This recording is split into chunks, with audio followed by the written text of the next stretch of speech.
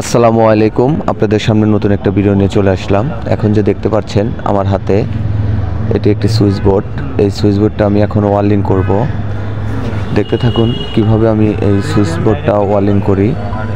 আমার এখানে তিনটে সুইচ, একটা রেগুলেটর এবং একটি ববি কাট আউট এবং একটি সকেট লাগানো হয়েছে। এটাকে এখন আমি ওয়ারলিং করব। দেখতে থাকুন কিভাবে আমি এই সুইচ বোর্ডটা ওয়ারলিং করি। এখন যে আমি তারটা লাগালাম, এটি সকেটে লাগালাম, আর এটা এখন আমি এই যে কানেকশন দিচ্ছি, এগুলো এখন আমি এখানে পাশাপাশি তিনটে সুইচ আছে। এই তিনটে সুইচের নিচের যে অপশনটা আছে, নিচের যে নাটটা সুইচের, সেই অংশে আমি এটা লাগিয়ে দিচ্ছি। দেখতেই পাচ্ছেন আমার এই 2 নম্বর যে সুইচটা আছে, 2 নম্বর সুইচে কানেকশন দেওয়া শেষ হলো।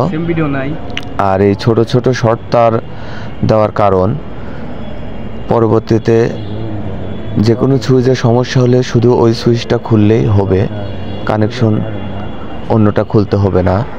সেজন্য এই আলাদা আলাদা করে টুকরো তার দিয়ে দেওয়া। দেখতেই পাচ্ছেন এটা টিকটিকি কিংবা কিছু একটা গেলে পিঁপড়া অত সহজে এটা নষ্ট হবে না। এখন আমি এটা ববি কাট আউটে লাইনটা দিয়ে দিলাম। দেখতেই পাচ্ছেন আমার নিচে পুরো কানেকশন হয়ে গেছে। এখন এই যে আমি ফ্যানের যে রেগুলেটরের যে কানেকশনটা, সেই রেগুলেটরের কানেকশনটা আমি এই যে দিয়ে নিচ্ছি।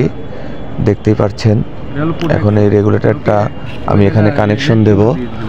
রেগুলেটরটা কানেকশন দেওয়া হয়ে গেলেই আমি আপনাদেরকে উপরেরটা দেখাবো, উপরের সাইড। এখন এই যে আমার এই যে রেগুলেটর কানেকশন দেওয়া হয়ে গেল।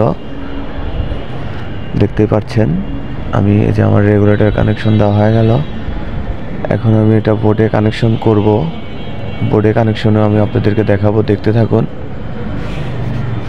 বোর্ডে কীভাবে কানেকশন করা হয় পরবর্তী ভিডিও পাবেন। এখন এই বোর্ডটা আমার কানেকশন করা শেষ। এই দেখতে পাচ্ছেন সুইচ, রেগুলেটর এবং কাট আউট